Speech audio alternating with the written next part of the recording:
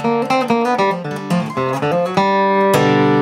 everybody, Dave C here, coming at you again with another couple of licks and tricks here on the old bluegrass side here.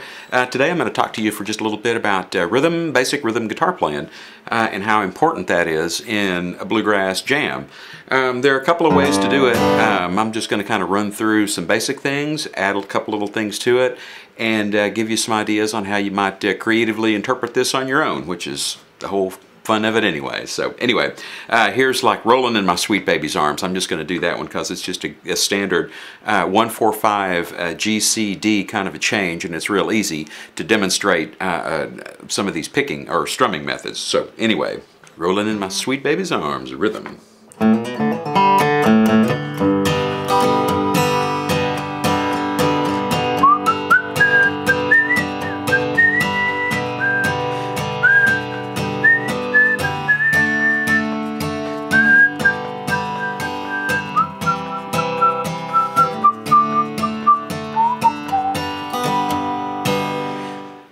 It's okay, but basic. Not a bad thing, but you know, if you can stay on time and do basic, that's a good thing too. Here's just one little thing that you might want to try when you do this, and it's just kind of, you just vary up how your up and down strokes on how you do this. And here's just another way.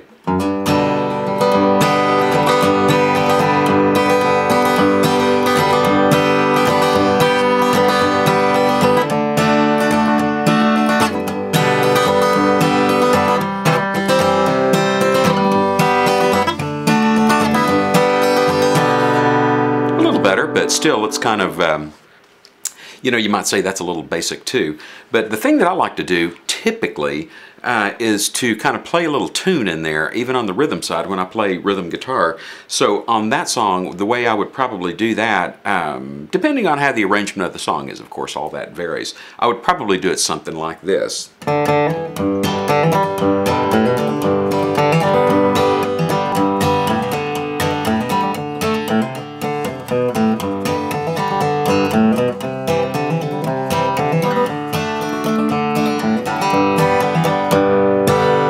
See, so you're just kind of playing that little bouncy little run in there.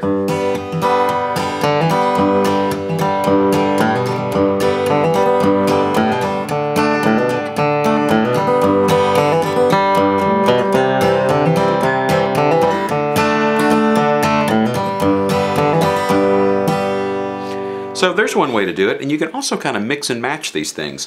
Sometimes when you're playing along and your mandolin player goes into it to do his break, usually the mandolin players, they're giving you that good chop that you can work against.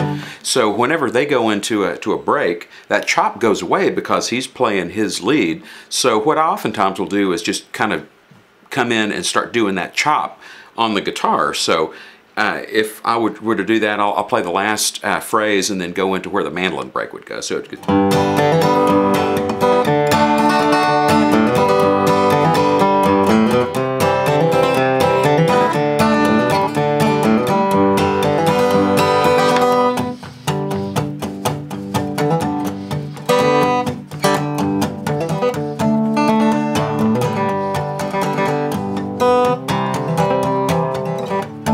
See what I'm doing?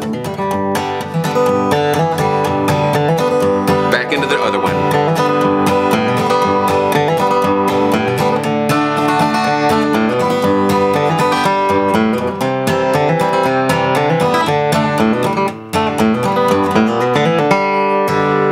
So that's one way of doing it, and it's also kind of cool sometimes to go to that real basic kind of little thing that I showed you on the very first one.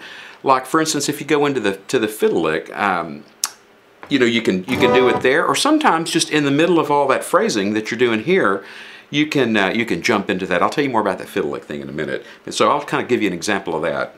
Well,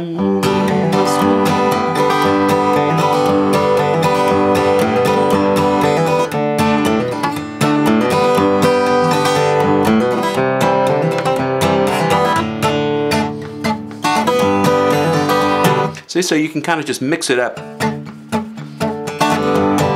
And that kind of gives it some variation and some depth. It's not all just the same tempo and the same writing, you know, tone the whole way through it. You kind of get some variation, and that's, to me, that's what makes a song interesting, is when you put something in there that you're not quite, that the audience isn't quite really expecting, but sounds really good. It just means you've kind of thought through the song and you have some sort of sense of what this is going to be like. And so just kind of mix it and match it. And, you know, you can get with your other band members to, you know, to kind of organize where you may want to really pull back and just do a little chop kind of a thing. But otherwise, and the fiddle thing I was talking to you about, you may want to even do another little variation on your rhythm pattern whenever the fiddle comes in. You know, like I told you about on the mandolin, where you give it that good little chop. So when the fiddle comes in, you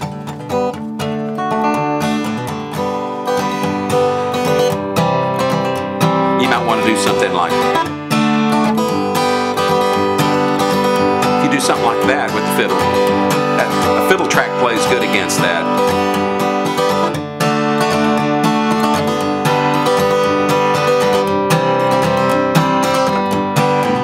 And then back to the normal.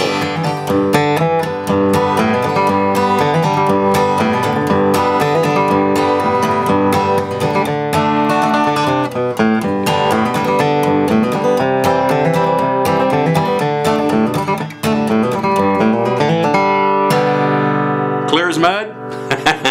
It's fun. It's not a big deal. Just kind of practice those up there and just kind of try to get, run through those chords. That's a great song to work on because it's simple and it's straight ahead, and you can really get a good sense of, you know, get that flow going with your left hand technique, which, you know, when you're doing rhythm guitar on your pick, I had a long time I was bad about just doing my arm this way, and it was just, man, it was just terrible. And then somebody told me one time that, you know, to just use your wrist, you know, mainly just use that part of your wrist, and then just kind of get that real fluid. You know, make it like that, and pretend like you are, when you're hitting that, pretend like you have like a drop of water just on the tip of your pick, and you're trying to fling it off. You know, that's kind of,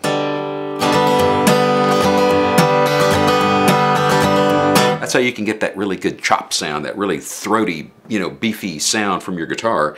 And when you can't really get it, you know, it's the power structure's all different. If you're coming down this way, it's just not going to sound the same. So if you hear that chop,